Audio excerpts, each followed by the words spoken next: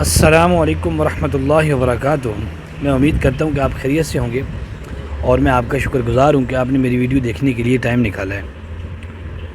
ناظرین، انڈیا کے اندر ایک واقعہ پیش آیا ہے کہ ایک چندی گڑھ شہر ہے، اس کے اندر ایک یونیورسٹی ہے۔ کوئی معمولی یونیورسٹی نہیں ہے، بہت بڑی یونیورسٹی ہے۔ میں آپ کو یہ واقعہ بتانے سے پہلے میں یہ گزارش کروں گا کہ آج انٹرنیٹ کا دور ہے۔ کس کا دور ہے؟ انٹرنیٹ کا دور ہے۔ اور آج یہ ماحول چل رہا ہے کہ ایک کلک کرنے پر آپ کی ویڈیو، آپ کی پکچر کہاں سے کہاں چلی جاتی ہے۔ تو اس دور میں جو سب سے مشکل کام ہوا پڑا ہے وہ یہ ہے کہ اپنی پرائیویسی کو چھپانا یہ بہت ہی مشکل ہوا پڑا ہے۔ اپنی پرائیویسی کو آپ کسی بھی قسم کی وہ ہے، چاہے وہ ایس ایم ایس کے شکل میں ہے، چاہے وہ ویڈیو کی شکل میں ہے، چاہے وہ آپ کی اپنی ہے، جسمانی لحاظ سے، کسی بھی لحاظ سے چھپانا بہت ہی مشکل ہوا پڑا ہے۔ یہی واقعہ پیش آیا ہے کہ چندی گڑھ کی ایک یونیورسٹی ہے، نجی یونیورسٹی ہے، اور کوئی چھوٹی یونیورسٹی نہیں ہے۔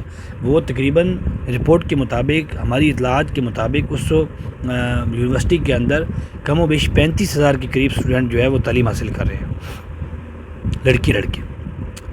واقعہ کیا ہوتا ہے؟ ہفتے کی رات کو واقعہ ہوتا ہے کہ ایک لڑکی جس کو یہ محسوس ہوتا ہے کہ وہ واش روم کے اندر ہے، اور اس کو یہ محسوس ہوتا ہے کہ وہ اس کا کوئی لڑکی یا کوئی بندہ اس کے جو ہے نا ویڈیو بنا رہا ہے، تو وہ جیسے فارغ ہوتی ہے، جلدی سے باہر نکلتی ہے تو وہ لڑکی کو پکڑ لیتی ہے۔ اب لڑکی جو ویڈیو بنا رہی ہے وہ اس کی لڑکی دوست ہے، تو اس نے اس سے موبائل لیا۔ تو جب اس نے موبائل دیکھا تو موبائل کے اندر اس کی ویڈیو ہے۔ اب دوستوں، کوئی بھی آدمی ہے، کوئی بھی لیڈیز ہے، کوئی بھی جینٹس ہے، اور یہ آپ ایسا سمجھیں کہ چاہے کوئی مغربی دنیا کے کوئی آدمی ہے، کوئی عورت ہے، کوئی آدمی یہ نہیں چاہتا کہ وہ اپنی ویڈیو، اپنی تصویر برہنہ حالت میں دیکھے یا کوئی اور اس کی تصویر دیکھے۔ تو یہی واقعہ ادھر بھی ہوا ہے کہ اس لڑکی نے تصویر بنائی، ویڈیو بنائی ہے، اور لڑکی کو جب پتہ چلا ہے تو انہوں نے احتجاج شروع کر دیا کہ اس نے لڑکی نے کیوں ویڈیو بنائی ہے۔ احتجاج بڑھتا کمرے سے بڑھتا ہوا، ان کے ہاسٹل کے دوسرے کمروں کو پتہ چلا، لڑکیوں کو پتہ چلا، وہ بھی باہر نکلی۔ ایسے پتہ چلتا حتیٰ کہ احتجاج ایک بہت بڑے کراؤڈ کا شکل اختیار کر گیا۔ اتنے میں یہ خبر سوشل میڈیا پہ چڑھ گئی۔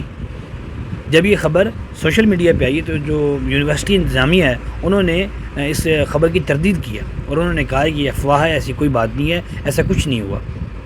لیکن جب انہوں نے احتجاج زیادہ کیا ہے تو بیچ میں پولیس آ گئی۔ پولیس نے پھر کیا کیا کہ 3 جو لیڈیز کانسٹیبل کی ایک ٹیم تشکیل دی۔ انہوں نے اس لڑکی کو جس نے ویڈیو بنائی تھی اس کو گرفتار کیا، اور تفتیش کے اندر ان کو یہ پتہ چلا، اس لڑکی نے بیان دیا کہ کم و بیش 60 لڑکیوں کی ویڈیو، نازیبا ویڈیو اس نے بنائی ہے، اور بنا کے شملہ کے اندر اس کا ایک بوائے فرینڈ تھا، اس کو بھیجی ہے۔